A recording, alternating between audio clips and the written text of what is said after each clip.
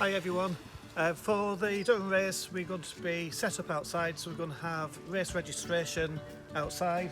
The rowing club's just in the background, so you come out of the rowing club and walk along, and where we'd normally start is where race registration will be. Okay, I'm actually standing on the start finish line just here, and we're going to be heading past the rowing club. So we're not going down the race course, we're heading in the opposite direction, and we'll be going past the rowing club at first.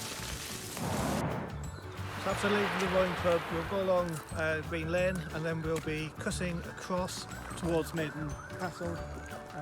Just be careful when you cut across the road that leads to the rowing club. There could be cars in there. We'll have caution signs, but just be careful as you cross that road. As we get towards Maiden Castle, you'll come through this little gate.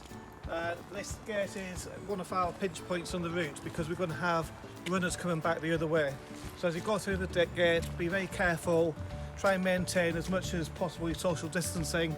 If you're running and you've got your buff on, which is mandatory, pull it up like that as you go through, if there's other runners coming the other way.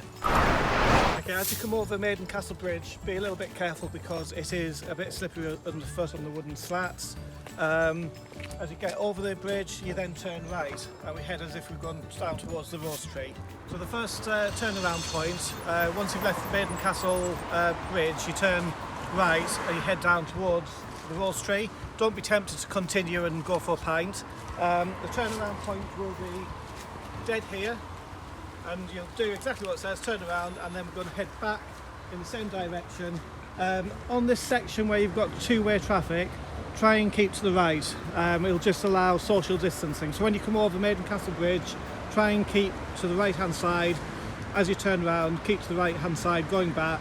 And again, if you feel as if you need to, there's not enough space on the path, although it's quite wide here.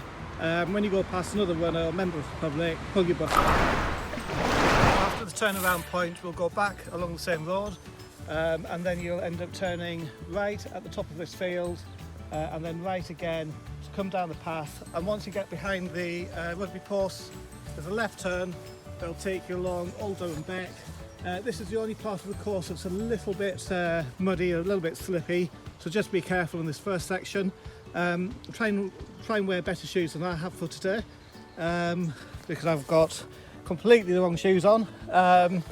You go over the field, and then there'll be a left turn at the other side of this small path, and that'll take you up onto the field. You then turn left, and you'll head up the road.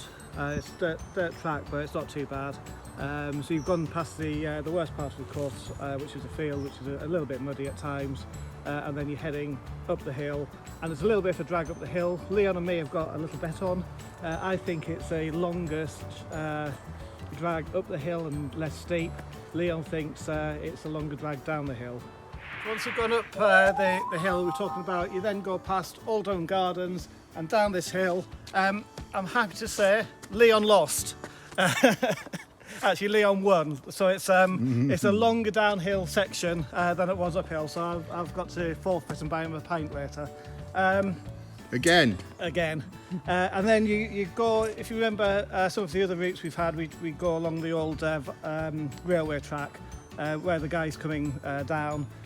We go up this little track and along back towards the river. Along the old railway track, we then go right down towards the river, so that the river's then on your left hand side, and that'll take you towards the second turnaround point. The second turnaround point is just before the bridge where it gets narrow.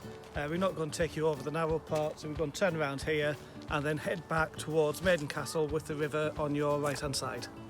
So then we get back to the rowing club, and the finish line is exactly where you started from. It's 3.28 miles for a lap, so if you want to do half a marathon, it's 4 laps, and a marathon is 8 laps. An ultra is 9 laps or more. If you want to do 50k, it's 9 laps, and then a little bit to our 50k sign and back again.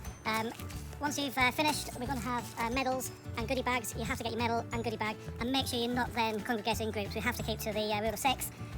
Toilets will be inside the rowing club. We'll have a marshal on the door. There'll be a fob that the marshal has, so it's going to be literally 1 in, 1 out for the toilets. So apologies if there's a bit of a queue, but it shouldn't be too bad during the event. Just make sure you social distance if there's a bit of a queue, and make sure that inside you try and keep the toilets as clean as possible.